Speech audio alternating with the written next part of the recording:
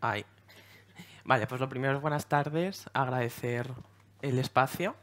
Y bueno, yo voy a hablar de dos cosas pues, que me gustan mucho, que es el soporte nutricional y la pediatría. ¿Vale? Entonces, nosotros hicimos un pequeño análisis de las actuaciones para adecuación del soporte nutricional, sobre todo con, lo voy a poner aquí directamente, con el objetivo pues de analizar todas las intervenciones que habíamos hecho propuesto desde Servicio de Farmacia y que habían aceptado, principalmente para establecer puntos de mejora y líneas de acción.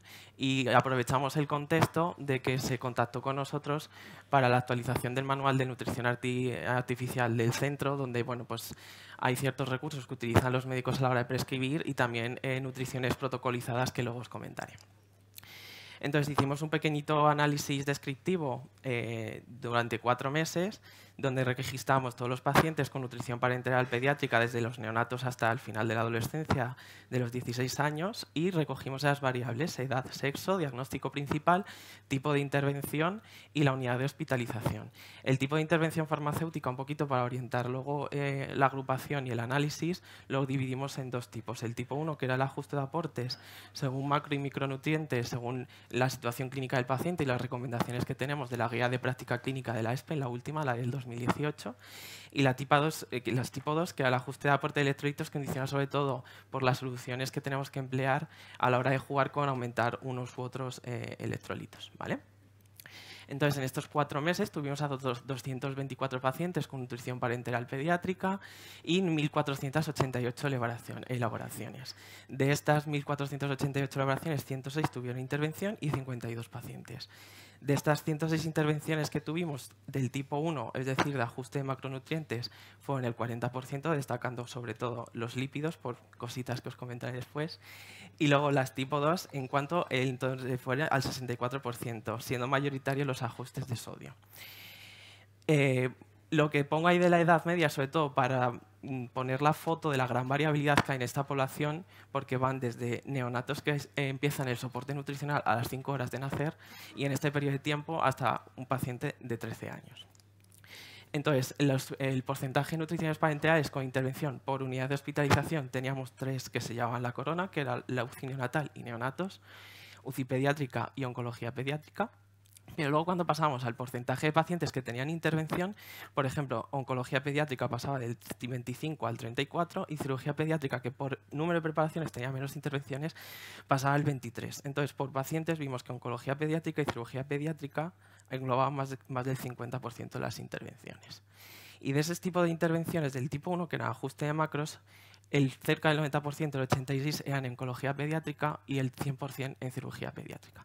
Y las de tipo 2, que era el ajuste de aportes de electrolitos, eran neonatos, que está muy condicionado por cómo está de protocolizado los aportes en estos pacientes de electrolitos, sobre todo, que va desde el día 0, prácticamente día a día, según cómo va evolucionando. Entonces, las de tipo 1, que son de los macros y que eran muy mayoritarias en oncología pediátrica y cirugía pediátrica, pues nos planteamos estas dos unidades para establecer esas líneas de acción. ¿Qué hicimos?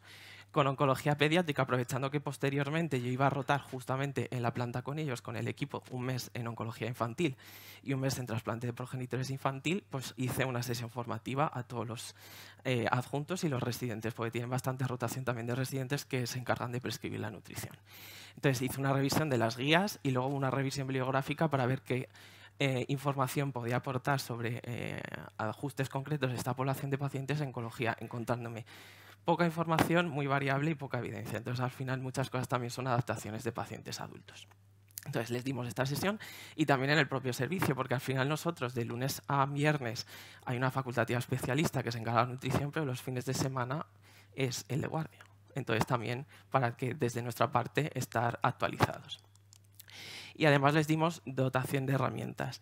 Les dimos distintos Exceles para que pudiesen hacer los cálculos y lo tuviesen más visual, porque veíamos ciertos errores, sobre todo a la hora de prescripción de macronutrientes, de proteínas y lípidos. Tiene mucha tendencia a quitar lípidos o bajarlos y poner muchos aportes de glucosa.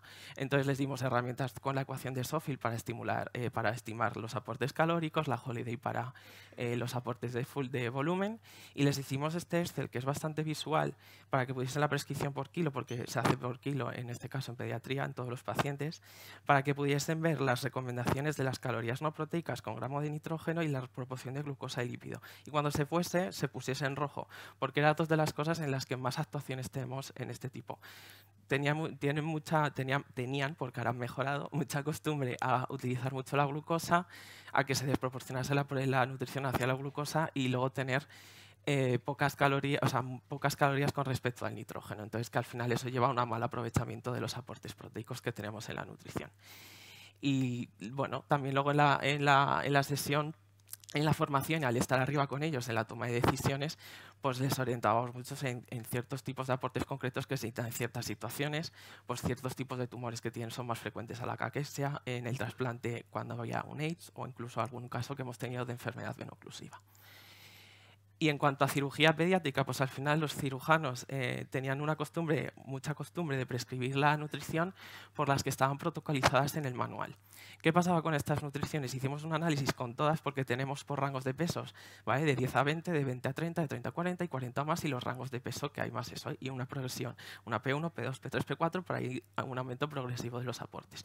Aquí tenemos un ejemplo de las de 30 kilos, y como veis desde el inicio los aportes de glucosa eran 7 gramos kilo y que hagan unas relaciones de calorías no proteicas por gramos de nitrógeno desproporcionadas. Entonces esto era una lucha constante cada vez que utilizaban las de protocolo, porque se enrocaban al estar protocolizadas el manual, muchas veces eran menos permeables a los cambios. ¿Qué hicimos? Aprovechar esa propuesta de actualización del manual, hicimos un análisis de todas, hicimos una propuesta de todas para acercarlas más a las recomendaciones de las guías, y están absolutamente todas las propuestas aceptadas. De hecho, ya las estamos empleando y el manual de nutrición nuevo se publicará recientemente. Creo que están ya en los últimos pasos de edición. Entonces, conclusiones ya, que se me agota el tiempo, pues que es una población de pacientes, como os digo, que va desde los 5 meses, desde los 5 días del nacimiento, como hemos tenido aquí casos, a la adolescencia. Entonces, es una población muy amplia, muy compleja, pero que eso también nos da una gran oportunidad de actuación y de tener puntos de mejora. Las de tipo 1, que son las de ajustes de macronutrientes, que nos da mucha opción a la formación y a la integración en la toma de decisiones, y las de tipo 2, que la mayoría de neonatos y UCI neonatal, porque son unas formulaciones con unos aportes muy concretos y una formulación bastante compleja. Es que al final nosotros tenemos en nutrición de reaccionativos pretérminos de menos de 1 kilo, que a veces son 30 mililitros toda la preparación. Entonces, bueno, que son pacientes complejos. Y con esto ya acabo. Muchas gracias. Muchas gracias, Andrés. ¿Alguna pregunta? Bueno, Andrés, yo te quería preguntar si habéis detectado causas concretas para todas estas intervenciones que habéis visto, ¿no?, en el ajuste de macronutrientes en oncología pediátrica. Pues mira, algunas eran las que os he comentado un poco por encima porque tengo que ir muy acelerado. El tema de las relaciones de calorías no proteicas con gramos de nitrógeno, sobre todo en trasplante infantil, porque tenían un protocolo que no conseguimos rastrear la trazabilidad de dónde venía ese protocolo, ni la base bibliográfica de ese protocolo, que después de hacer la infusión de progenitores retiraban los lípidos y dejaban sin aportes de lípidos que tienen nutrientes esenciales. Y sobre todo debe tirar mucho de glucosa, y también que al final en pediatría tiene muy interiorizada la prescripción por kilo, y en oncología sí que tenemos muchos pacientes que van desde niños de 5 o 6 años, pero nos incluye mucho adolescente. Y el paciente adolescente es ese gran burbuja de pacientes que pueden pesar más que un adulto, que tiene unos requerimientos diferentes también por situación clínica, y al prescribir por kilo muchas veces se desvían los aportes y hay que hacer actuaciones para adecuarlo bastante. Muy bien, muchas gracias. A vosotros. Muy bien. Continuamos con Vicente Esteve López, del Hospital General Universitario de Castellón, que nos va a contar el trabajo Polifarmacia y Estado Nutricional en el paciente geriátrico. Cuando quieras. Buenas tardes a todos. En primer lugar, agradecer a la Sociedad Valenciana la oportunidad de, tanto para mí como para mis compañeros, de participar en estas jornadas. Y mi tema es, como han dicho los moderadores, la polifarmacia y estado nutricional en paciente anciano. Pues bien, para empezar, el envejecimiento es una serie de cambios morfológicos y fisiológicos que transcurren a lo largo del tiempo y que esto produce una serie de comorbilidades. Esas comorbilidades, a su vez, provocan una serie de complicaciones, como puede ser el uso excesivo de medicación o la desnutrición. La desnutrición provoca cambios en el PK/PD, haciendo que tú tengas una menor tolerabilidad de los fármacos y que aumente las reacciones adversas. Como todos sabéis, la polifarmacia es la prescripción o el uso de más de 5 fármacos de forma crónica, pero además también es la prescripción innecesaria de fármacos, la prescripción de fármacos para un diagnóstico incorrecto y la prescripción de fármacos para suplir los efectos colaterales de otros medicamentos. Todo esto va a provocar un aumento de los efectos adversos y un aumento de las interacciones. Pues bien, el envejecimiento produce una serie de características, como podéis ver en la figura, ¿vale?, que hacen que aumente el riesgo de desnutrición. Además, hay una asociación entre la polifarmacia y la desnutrición, pero todavía no está del todo claro qué tipo de medicación o qué número de medicamentos son los verdaderamente implicados en este proceso.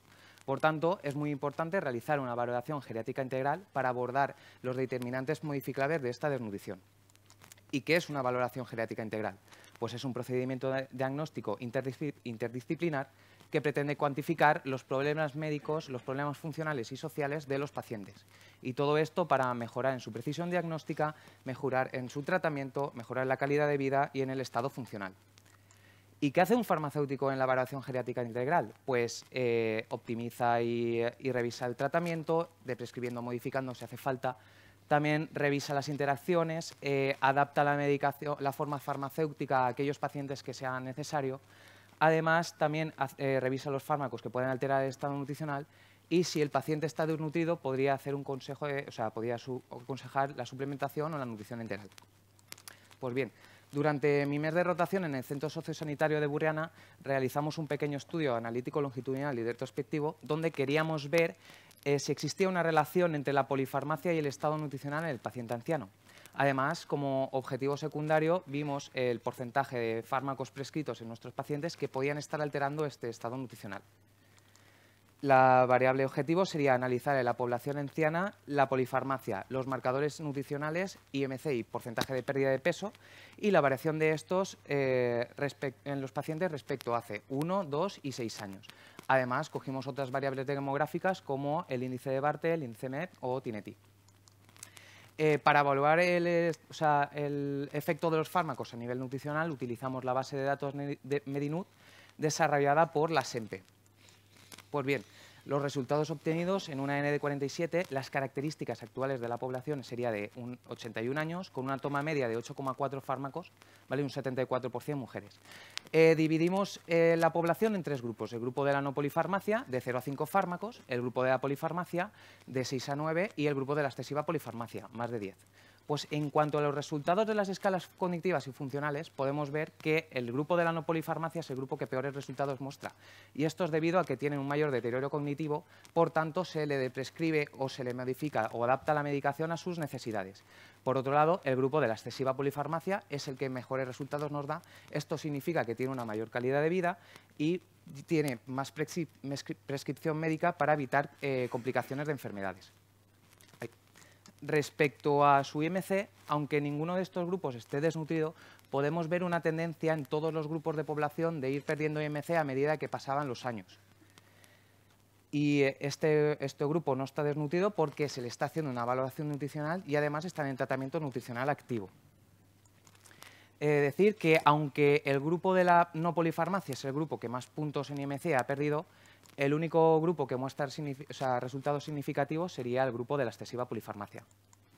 Por otro lado, el porcentaje de pérdida de peso tiene una tendencia similar al IMC. Vemos que a lo largo de los años va perdiendo todos los grupos de población porcentaje de pérdida de peso.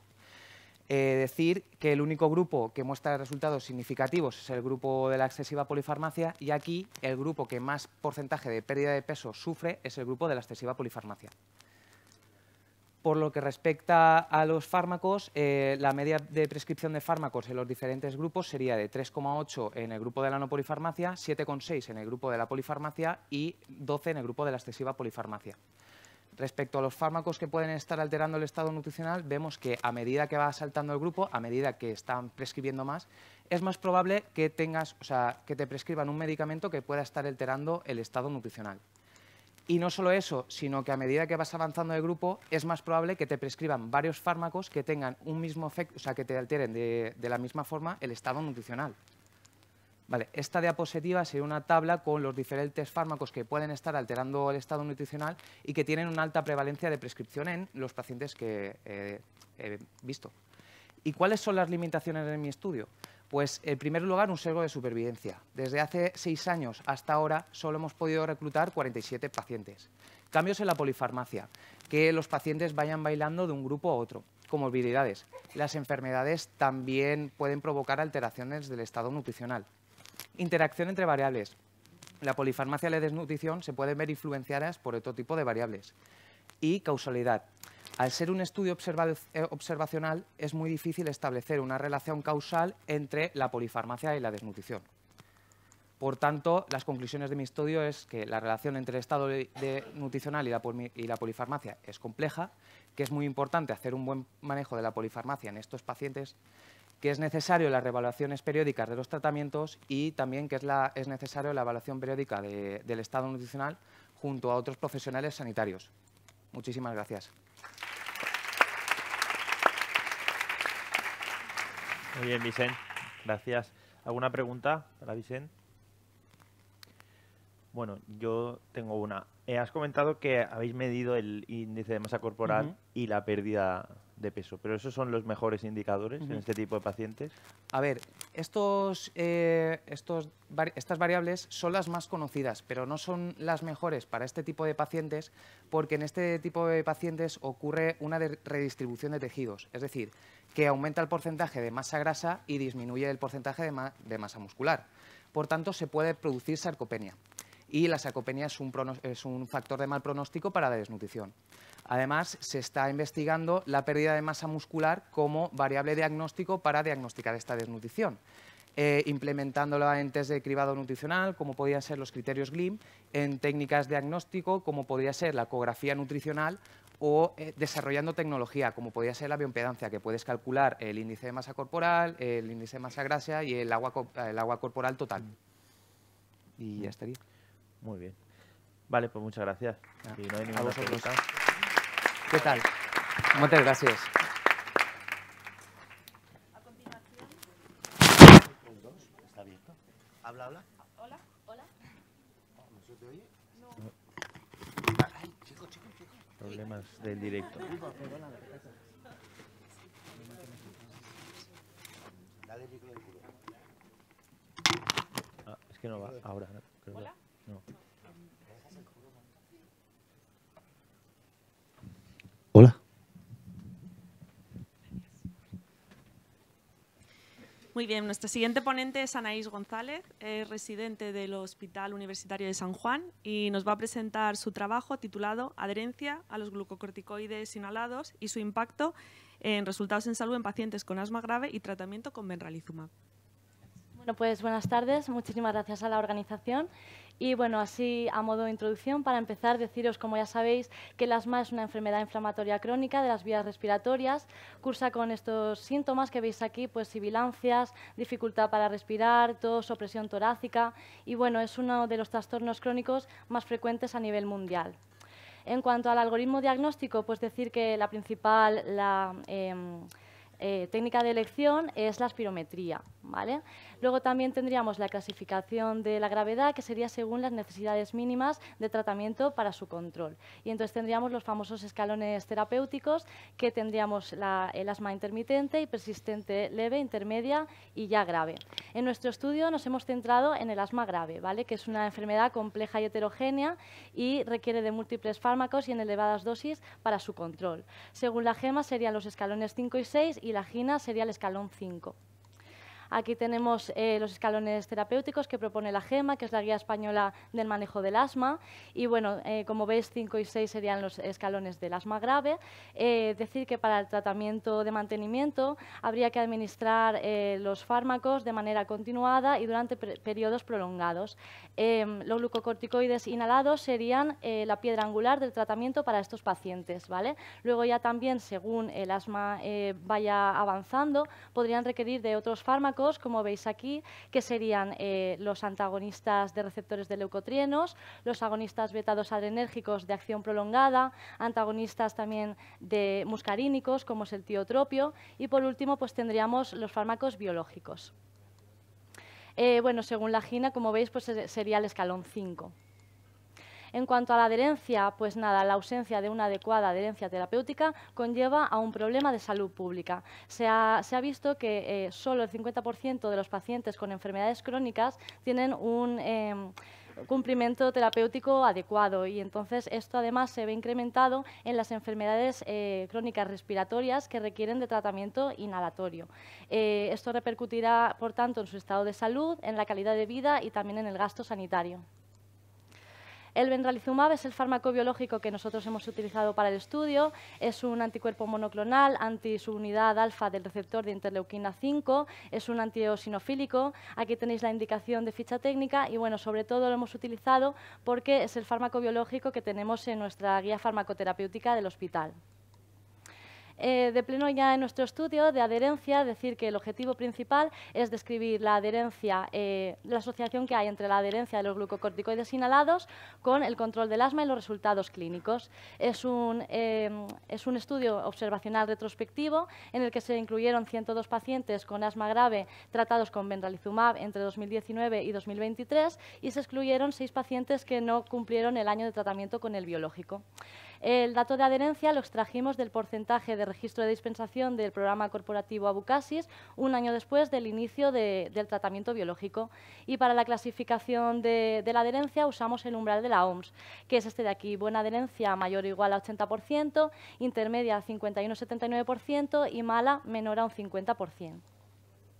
Bueno, aquí tenéis las características basales, se ven los 3 grandes grupos. El grupo de buena adherencia fue el mayoritario, con 45 pacientes, luego tendríamos el de intermedia con 18 y los de mala adherencia 33.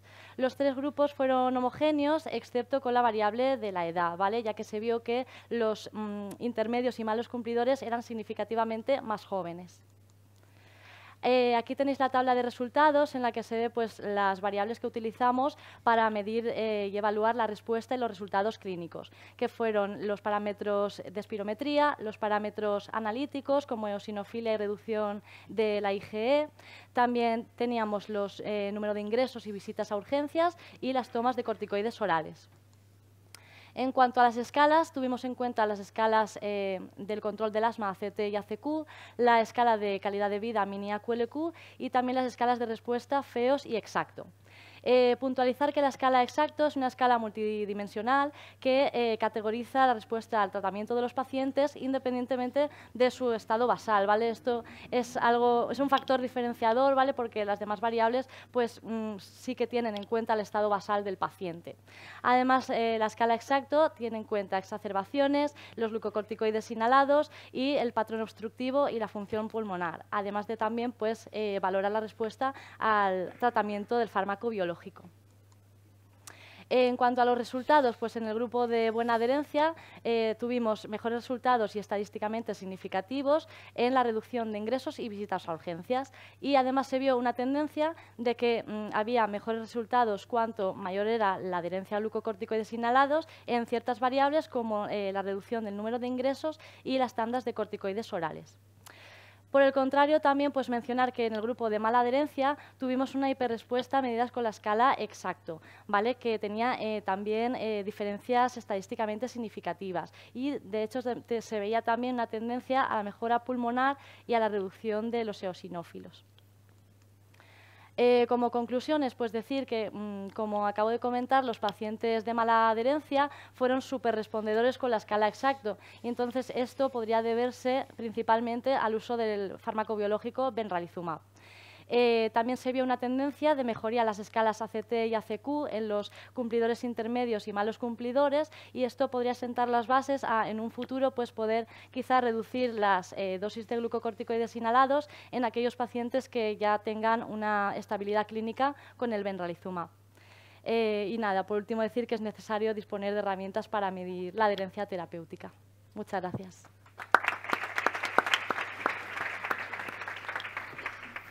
Gracias, Anaís. ¿Alguna pregunta para ella? Vale, yo te quería preguntar, con respecto a los resultados que habéis obtenido en la escala Exacto, ¿no? Estos pacientes que son maladherentes a los corticoides inhalados, parece, ¿no?, que el efecto, si se mantienen estables, pues pueda deberse, ¿no?, al benralizumab. Sí. Y entonces, en estos pacientes, ¿qué hacemos? O sea, ¿insistimos en que sean adherentes a los corticoides inhalados o si están bien con el biológico los dejamos así? Sí, claro, a ver, yo pienso que, o sea, el mecanismo de acción intrínseco del benralizumab, ya que deja cero los eosinófilos y pues baja muchísimo la inflamación en la vía aérea, ayuda mucho a estos pacientes, pero claro, a falta de datos prospectivos y de ensayos pues multicéntricos y que tengan en cuenta esta reducción de dosis de corticoides, se debería seguir alentando a los pacientes a que cumplan con el tratamiento de glucocorticoides inhalados y bueno, es lo que dicen las guías actuales también. Así que sí. Muy bien, muchas gracias. Gracias. Muy bien, continuamos con Gabriel Martínez Orea del Hospital Vega Baja, que nos va a presentar el trabajo de efectividad de meropenem en perfusión extendida en el paciente no crítico. Bueno, buenas tardes.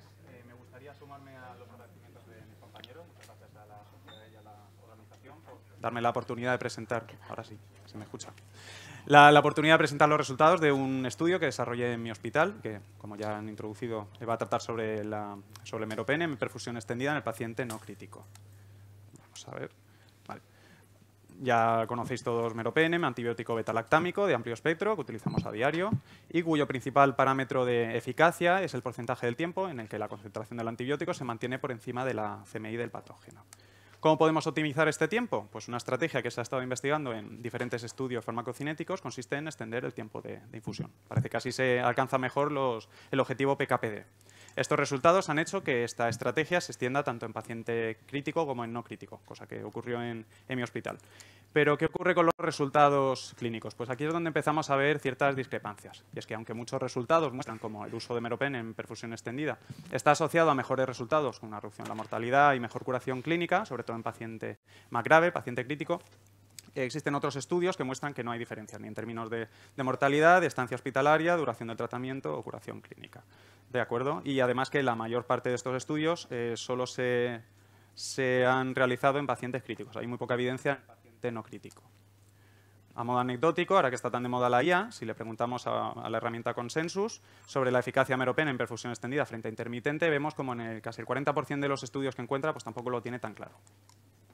Además, hay que tener en cuenta otra serie de limitaciones, sobre todo a nivel logístico, la estabilidad tan corta que tiene el meropenem a temperatura ambiente, que requiere de una dosis de carga, lo que, pues, como siempre, limita un poquito la logística de su uso, y que requiere de una vía ocupada durante más tiempo, que quizá en el paciente en planta pues, puede ser un poquito una limitación frente al paciente crítico, que igual es más accesible.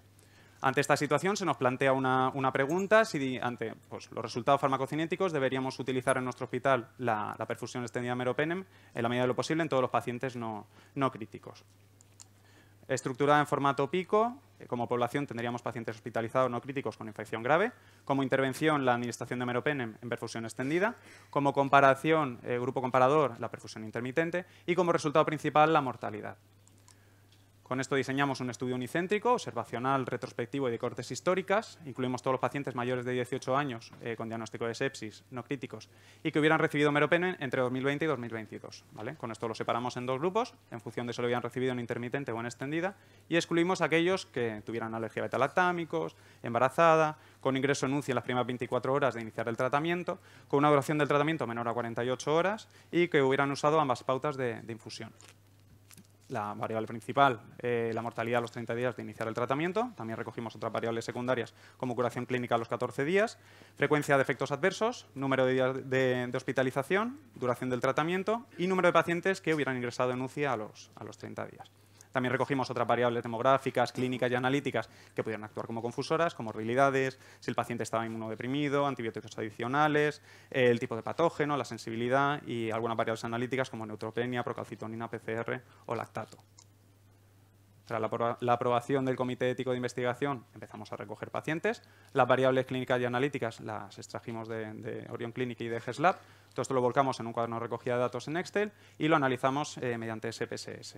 Comparamos los dos grupos, las variables dicotómicas cualitativas, mediante el test de chi cuadrado o test de Fisher, las cuantitativas mediante el test de Student y el de Udeman-Whitney, en función de si cumplían o no normalidad. Y luego, para encontrar las variables que podían estar asociadas con un aumento de la mortalidad y también si meropen en perfusión extendida estaba asociada con una reducción de la mortalidad, hicimos un análisis multivariante mediante regresión logística binaria. Inicialmente, de los 289 pacientes recogidos y tras excluir pues, entre el 30 y el 50% de los pacientes, acabamos con 96 pacientes en el grupo de perfusión intermitente y 76 pacientes en el grupo de perfusión extendida. Aquí podéis ver las principales variables demográficas, clínicas y analíticas, no me voy a meter aquí. Simplemente no encontramos diferencias significativas entre ambos grupos, lo que en principio nos sugiere que estaban homogéneamente distribuidos. Y aunque a priori sí que habían diferencias en el foco principal de la infección entre ambos grupos, pues tampoco encontramos diferencias, ¿vale? Sobre los resultados, no encontramos diferencias en mortalidad a los 30 días de iniciar el tratamiento, más o menos hubo una mortalidad del 20% en los dos grupos, ni tampoco en el resto de variables secundarias. Tras hacer un análisis univariante, de nuevo no encontramos que meropenem en perfusión extendida estuviera asociado con una reducción en la mortalidad, pero sí estaban asociados con un aumento en la mortalidad, una edad avanzada, presentar hipertensión arterial, shock séptico o filtrado glomerular disminuido, aumento PCR y de lactato. Ya por último, con el análisis multivariante en el que incluimos también pues, otras variables que se pudieran considerar de interés asociadas a mortalidad, encontramos de nuevo que meropenem en perfusión extendida tampoco estaba asociada con una reducción en la mortalidad y solo se mantenía shock séptico con un aumento del riesgo. Como limitaciones del estudio, pues el propio diseño observacional del estudio no permite controlar todas las variables confusoras que podrían estar relacionadas con la mortalidad. Solo detectamos 4 pacientes con bacterias con una CMI algo aumentada, que pues, quizá en este pool hubiera sido donde el meropenem en perfusión extendida hubiera tenido más fuerza. Y tampoco se pudo confirmar por la logística del estudio si todos los pacientes recibieron la dosis de carga, que es fundamental para alcanzar concentraciones en esta perfusión.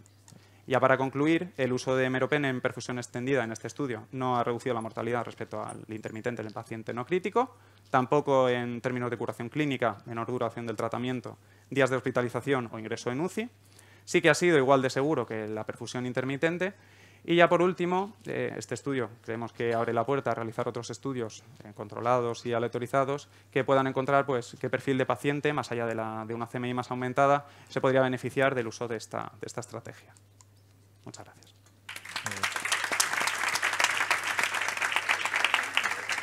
Muy bien, muchas gracias, Gabriel. ¿Alguna pregunta? Jaime.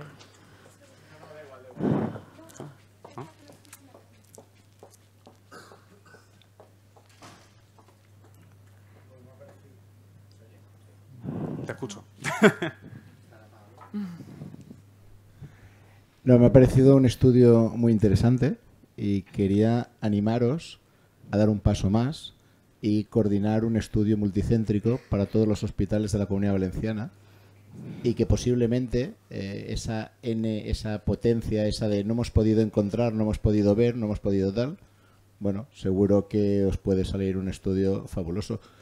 No sé si se apuntarán los 24 hospitales, pero que desde luego, con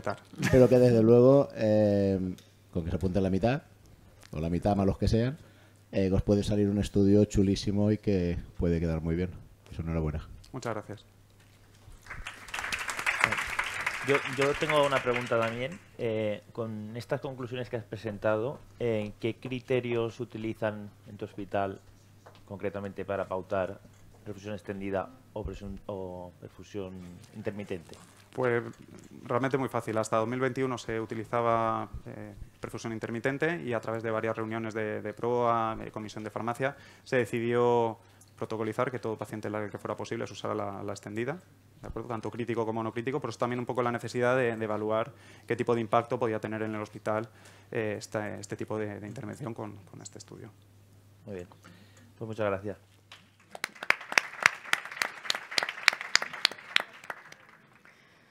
Nuestra siguiente ponente es Olga Guillén, del Hospital General Universitario de Elche, y nos va a presentar su trabajo titulado Modelos predictivos basados en programación para la mejora del ajuste terapéutico de tacrolimus. Adelante, Olga. Buenas tardes. En primer lugar, sumarme a los agradecimientos de mis compañeros y, con vuestro permiso, paso a exponer este proyecto que ya has presentado, María. Este es el índice que vamos a seguir y, comenzando por una breve introducción, decir que el trasplante renal es el tratamiento de elección para aquellos pacientes con una insuficiencia renal crónica terminal. Pero tras este trasplante, como ya sabemos, es necesaria una inmunosupresión. En este trabajo nos centramos concretamente en el tacrolimus, que es un inhibidor de la calcineurina. Dar unas pinceladas sobre la farmacocinética es que se une ampliamente a eritrocitos y a proteínas plasmáticas. Su metabolismo es principalmente hepático por parte del citocromo P450 y también cabe destacar que pueden haber distintas variantes polimórficas de dicho citocromo que den lugar a distintos metabolizadores. Y finalmente también decir que su eliminación es mayoritariamente biliar. Este fármaco presenta una elevada variabilidad intra e interindividual, lo que lo hace un candidato ideal para realizar la monitorización farmacocinética, empleando como parámetro farmacocinético la concentración Valle. Y nosotros en este estudio concretamente nos centramos en analizar la concentración de tacrolimus en el primer mes post-trasplante, estableciendo un intervalo objetivo de 10 a 15 nanogramos mililitro. Por tanto, la hipótesis de este estudio es que los pacientes con trasplante renal en el Hospital General Universitario de Elche y en tratamiento con tacrolimus a una dosificación inicial de 0,10 miligramos kilogramos cada 12 horas presentan concentraciones de tacrolimus en el primer mes tras la realización del trasplante fuera del intervalo terapéutico objetivo. Como objetivos, el objetivo principal sería analizar el porcentaje de pacientes que se encuentran que se encuentran dentro de dicho intervalo con la ecuación actual y como objetivos secundarios tratar de identificar las posibles variables o factores predictivos relacionados con una concentración de tacrolimus fuera de dicho intervalo, así como intentar desarrollar un modelo predictivo mediante programación avanzada que nos permita optimizar mejor esta pauta posológica. Finalmente, se realizó un estudio observacional, descriptivo y retrospectivo en el Hospital de Elche, en el que se incluyeron todos los pacientes con trasplante renal entre enero de 2019 y enero de 2024. Cabe destacar que, en función del riesgo inmunológico de rechazo al trasplante, fueron clasificados según el Servicio de Nefrología en bajo riesgo, recibiendo basilizumab, y alto riesgo, recibiendo timoglobulina. En esta diapositiva os muestro los criterios de inclusión y exclusión de este trabajo y decir que este proyecto ha sido aprobado por parte del Comité Ético del Hospital de Elche. En cuanto a las variables de estudio, se recogieron variables demográficas, antropométricas relacionadas con la monitorización, clínicas y farmacoterapéuticas. Y por último, decir que las limitaciones de este estudio son las propias de un estudio observacional retrospectivo, que no fue posible la realización del genotipado de tacrolimus, pero se quiere incorporar en investigaciones futuras y que tampoco se ha medido la adherencia del paciente al tratamiento. Finalmente se incluyeron 93 pacientes, 56 hombres, 37 mujeres, con una edad media de 59 y 56 años respectivamente. Y en este gráfico lo que me gustaría mostrar, que se ve de forma visual, es que el 70% fueron asignados al grupo de alto riesgo recibiendo timoglobulina. En cuanto a las variables relacionadas con la monitorización, sobre todo me gustaría que os fijaseis en la concentración de tacrolimus obtenida en el primer nivel, donde vemos que la media ya está por encima del intervalo terapéutico objetivo. Y en este gráfico aún se ve de forma más visual que tan solo un 30% de los pacientes alcanzaron concentraciones óptimas en el primer nivel. Lo que hicimos ahora fue conseguir los datos en dos momentos distintos. El dato número 1 corresponde al dato cuando se realiza el primer nivel farmacocinético y el dato número 2 corresponde al momento en el cual se alcanza la concentración óptima. Puede ser distinto en los distintos pacientes. Entonces observamos un aumento de la albúmina, un aumento del hematocrito y de la GPT, una disminución de la GOT y, sin embargo, la bilirrubina y las proteínas totales permanecieron constantes. Tras realizar este descriptivo, lo que hicimos fue intentar ver qué relación podía tener estas variables recogidas en el primer momento con la concentración de tacrolimus que obtengo en el primer nivel, obteniéndose estos resultados que explicaremos a continuación. Respecto a la ecuación predictiva, lo que hicimos fue crear una nueva variable denominada dosis de tacrolimus óptima, que fue la dosis de tacrolimus a administrar para conseguir concentraciones adecuadas desde el inicio, que fue obtenida mediante los modelos de programación avanzada. Se realizó un ajuste por regresión lineal de todas las variables comentadas anteriormente y se eliminaron aquellas no significativas, obteniéndose esta ecuación de que tiene en cuenta estas cuatro variables, en la cual la dosis de tacrolimus óptima se consigue multiplicando por distintos factores de corrección. Intentamos simplificar un poco más esta ecuación y dado que la albúmina es un 60% de las proteínas, eliminamos esta variable. Y aún más, dado que el hematocrito se quedó casi al borde de la no significancia, conseguimos esta ecuación con tan solo dos variables. En cuanto a la discusión, el objetivo principal, ya lo hemos dicho, tan solo el 30% de los pacientes con la ecuación actual alcanzan concentraciones óptimas. Por tanto, lo que hicimos fue comparar la pauta que nosotros utilizábamos con la bibliografía, siendo similar. En el caso del hematocrito se obtuvo una correlación positiva, hechos que fueron concordantes con la bibliografía, y lo que viene a decir es que el valor del hematocrito es más bajo en el postoperatorio inmediato, aumentando a medida que se recupera la función renal, hecho que puede evidenciarse en la población de estudio. En el caso de las proteínas totales fue lo mismo, concordó con la bibliografía, y lo que viene a decir es que el aclaramiento de tacrolimus disminuye con el tiempo porque aumenta las proteínas totales. Por tanto, al aumentar estas proteínas disminuye la fracción libre, que es la que se elimina, aumentando esta concentración. Cabría esperar una correlación positiva, dado que es una eliminación hepática, pero sin embargo se obtuvieron resultados contrarios a la bibliografía. Y en el caso de la ecuación predictiva, en este momento nos planteamos cómo podemos ver si esto funcionaría o no funcionaría. Pues bien, lo que hicimos fue comparar las dosis que yo obtengo mediante monitorización farmacocinética cuando se alcanza esa concentración óptima con las dosis que el modelo teóricamente me dice que yo tengo que administrar desde un principio, desde un inicio. Por tanto, por ejemplo, si se emplease el modelo de 4 variables significativas, se podría haber conseguido teóricamente un mejor ajuste en el 76% de los pacientes desde un inicio, en comparación con el 30% que solo obtenemos a día de hoy. Por tanto, como conclusiones, actualmente el 30% de los pacientes en los que se realiza el trasplante renal en el Hospital de Elche y que se encuentran en tratamiento con tacrolimus alcanzan concentraciones de fármaco dentro del intervalo objetivo con la ecuación actual, que solo tiene en cuenta el peso. Parece ser que las variables peso, IMC, hematocrito, proteínas totales y GPT han mostrado una correlación con la concentración de tacrolimus obtenida en el primer nivel. Por otra parte, la implementación de la ecuación predictiva desarrollada podría mejorar esta dosificación de tacrolimus en estos pacientes y, como recomendaciones para investigaciones futuras, decir que sería de interés continuar con este estudio con el fin de dilucidar si tras el uso de esta ecuación se consiguen mejores resultados en cuanto al ajuste farmacocinético, así como seguir alimentando esta base de datos para poder validar en más poblaciones aparte de la nuestra esa ecuación. Y por último, determinar el genotipado de tacrolimus, que esto ha sido aprobado por el comité también, pero por falta de tiempo no se ha podido realizar en este estudio, con el fin de poder interpretar resultados anómalos que no se puedan explicar con las covariables estudiadas hasta el momento. Muchísimas gracias. Muy bien, Olga. ¿Alguna pregunta para ella? Bueno, yo te quería preguntar, hemos visto que en las 3 ecuaciones, aunque sean 2, 3 o 4 variables, siempre tiene un gran peso el haber recibido basiliximab, ¿no?, en lugar de timoglobulina. Entonces, ¿por qué crees que los pacientes que reciben basiliximab necesitan una concentración, o sea, una dosis de tacrolimus teórica mayor que los que reciben la timoglobulina? Vale, lo primero es decir que para poder interpretar esto he tenido que estudiar muchísimo y preguntar a nefrólogos y eso, porque lo primero teníamos que establecer los grupos de riesgo. Uno era de bajo riesgo, otro de alto riesgo. Eso es porque al recibir basiliximab, el basiliximab es un anticuerpo monoclonal. Y sin embargo, timoglobulina es un anticuerpo policlonal, es decir, deplexiona muchísimo más que basiliximab.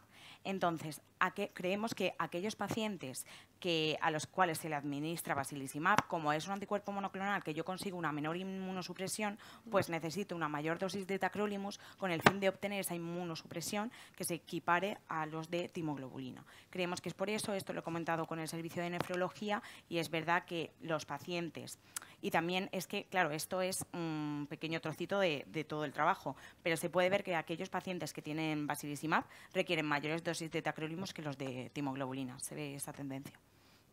Muy bien, muchas gracias.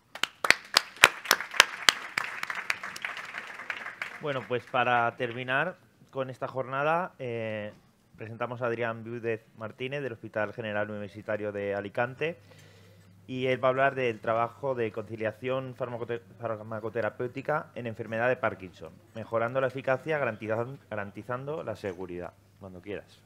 Muy bien. Bueno, buenas tardes. En primer lugar, me sumo al agradecimiento de los compañeros y, como bien han dicho María y Alberto, yo voy a hablar un poco de conciliación farmacoterapéutica en la enfermedad de Parkinson y cómo hemos tratado de mejorar la eficacia terapéutica garantizando la seguridad de nuestros pacientes.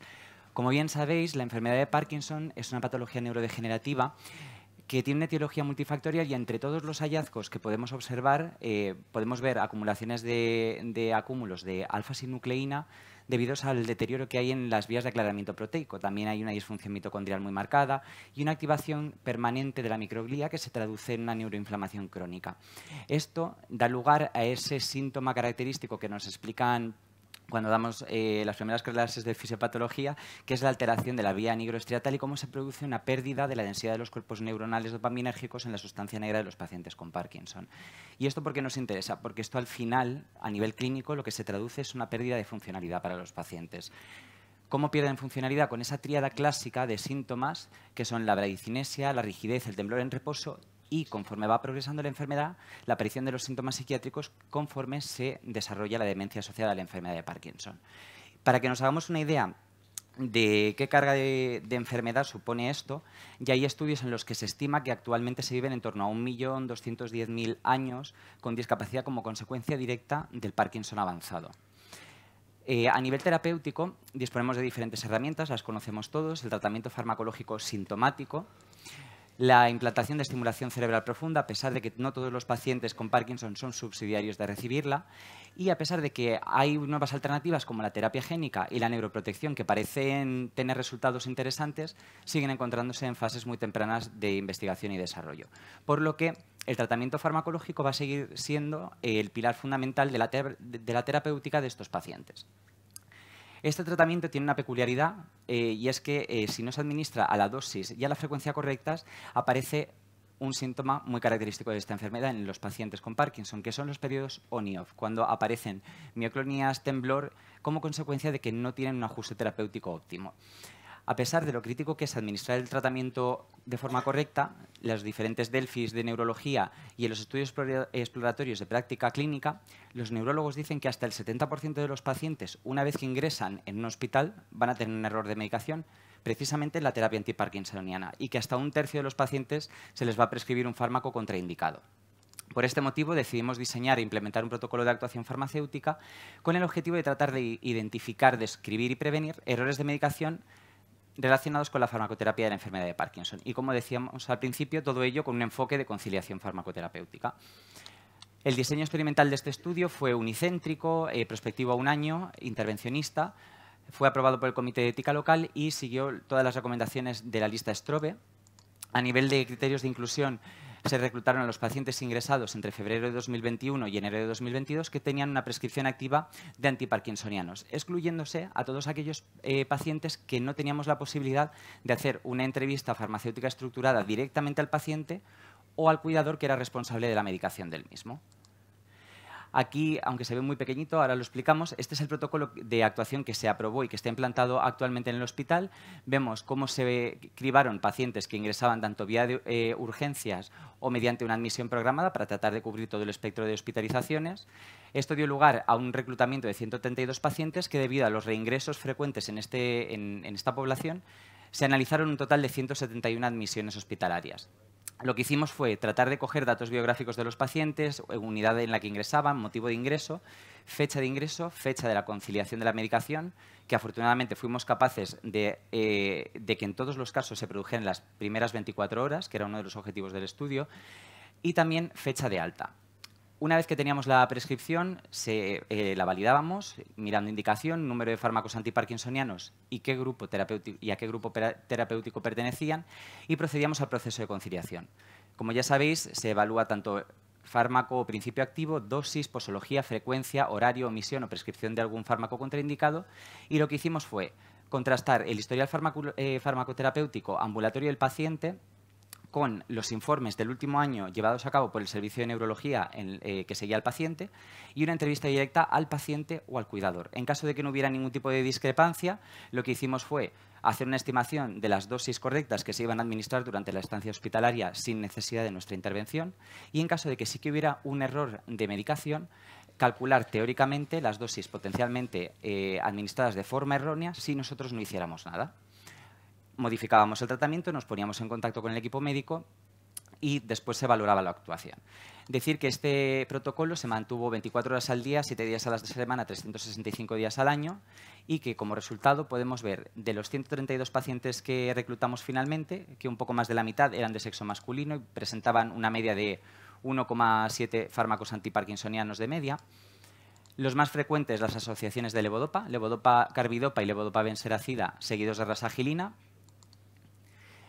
Y cuando terminamos el estudio habíamos analizado un total de 224 líneas de prescripción, de las cuales únicamente 90 eran correctas. Es decir, el 60% restante, 134 líneas, contenían al menos un error de medicación. Y digo uno porque muchas veces puede haber un error múltiple, es decir, que sea tanto la dosis como la frecuencia.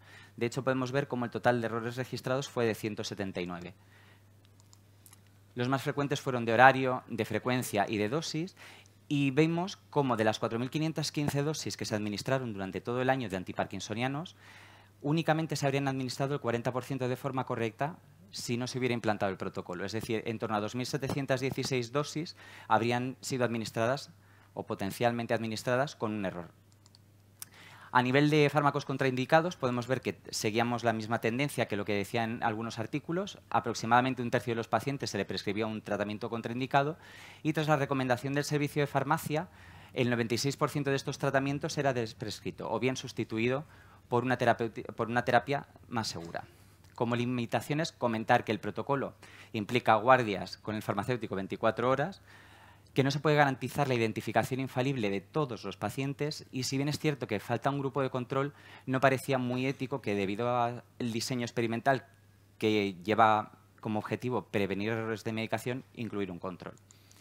Como conclusión es simplemente decir que la implementación de este programa beneficia a los pacientes con enfermedad de Parkinson, puesto que ayuda a reducir discrepancias previniendo errores de medicación y la prescripción de fármacos contraindicados, y que actualmente el protocolo ha sido muy bien aceptado en el hospital y, de hecho, continúa implantado. Y por mi parte ya está. Muy bien. ¿Alguna pregunta para Adrián? ¿Preguntas? Vale, pues yo tengo una. ¿Habéis identificado algún tratamiento con el que se produzcan mayores errores de medicación? ¿Algún específicamente? Sí que hicimos un chicuadrado y vimos que la asociación levodopa-carbidopa salía estadísticamente significativa. Que esto a priori puede ser lo más obvio, por así decirlo, ¿no? Dado que es el tratamiento más prescrito, pero bueno, sí que vimos una significación además muy marcada. Muy bien. Pues si no hay ninguna pregunta, muchas gracias. Muchas gracias. Bueno, pues nada, agradecer a todos los residentes que se hayan ceñido al tiempo y darles la enhorabuena por yo creo que han sido 13 trabajos muy bien presentados y muy interesantes y sobre todo muy variados, con temas muy diferentes. Nos tenéis que dejar 5 minutos, ¿no? Para... Sí. Y ahora dejamos a María y Alberto 5 minutos para deliberar y hacer sumas y puntuaciones. Exacto. ¿Vale? La secretaria de la sociedad me proponía que el premio se entregase mañana a las 9, pero digo, después del café, si digo esto, ya no salgo de ahí.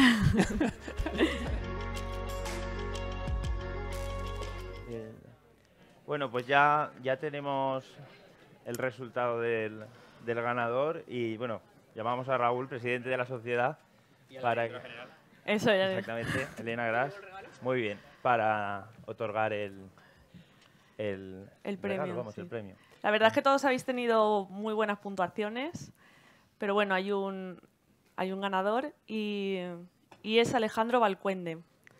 Con su ponencia, relación entre la toxicidad, la inmunoterapia y la respuesta al tratamiento en pacientes con cáncer de pulmón no microcítico. El acta.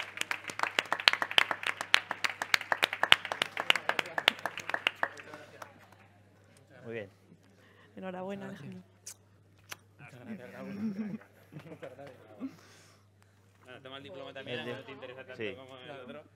¿Ponemos todo? Pues muchísimas gracias.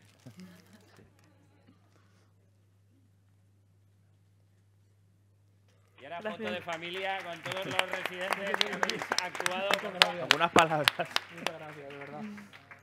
Enhorabuena. Muchas gracias.